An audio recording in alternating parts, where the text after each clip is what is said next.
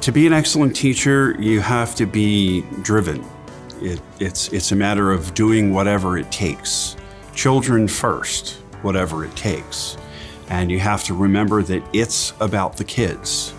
To be an excellent teacher, you need a lot of patience, a lot of flexibility, a lot of laughter, being able to laugh at days, being able to just take things in stride. I love seeing my students as they progress through the grades, keeping in contact with them, and just making education fun. That's what gets me through my day. It's seeing the kids grow, right?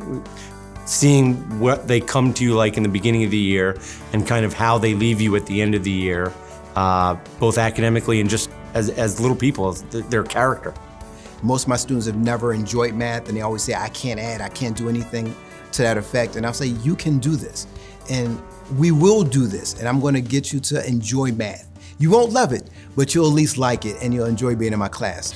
My job is to make them love learning and love coming to school. That's what I encourage my students to do on a daily basis. Seeing the aha moments and try and see the light bulb go on and that kind of thing, and try and bring some of the things that I've learned into their lives. I kiddingly say that I enjoy my second graders the most because they actually know where the top of the paper is when you ask them to write your name on the top of the paper, and that they can actually sit in their seats. I get really excited about the material, and I think that that translates to students in a way that, you know, regular old assignments, lectures, whatever, just doesn't really, it doesn't get through to them in the same way. A huge part of being a good teacher is knowing how to develop relationships. And being able to really know your students and know what they need and take them to that next level. And sometimes that includes collaborating with other people and working together with a team. But I think the most important part of being a good teacher is just really having those relationships and caring so much. I like my room to be a place that the kids love to be in. It's really our classroom. So I want the things that we put up on the walls to be what they've created. They can see the space as their own and that they're comfortable there. First graders are full of life and excitement. They just love coming to school. They love to see me, they love to see one another, and they absolutely love to learn. The graduation that we put on, it's very small and intimate, and they appreciate it so much, and watching them smile and know that they went through all these trials and tribulations and they're on to the next step, and as scared as they are, they're ready, they love it. So that's the rewarding part, watching them. I hope that, that my students realize that I do care and that I want them to be the best selves that they can be and to grow on a regular basis. I want them to be good citizens.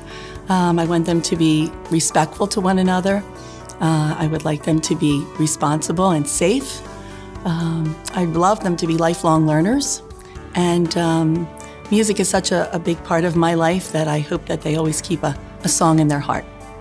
We recently completed an experiment growing different types of radishes as part of a project with NASA to help ultimately inform what they grow in space. Yeah, I have a little brother with special needs. I've always been actively involved in his life. And aside from playing ice hockey, I love working with individuals with special needs and disabilities. And that is something I have a passion for, and I love what I do. I love working with them.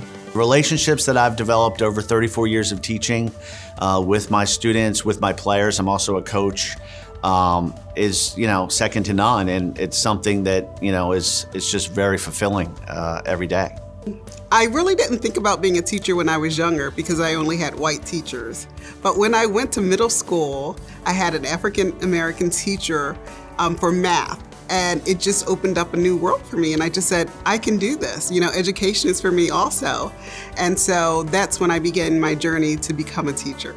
My goal is just to support and help as many kids as I can, whether that's socially, emotionally, academically, all of the above.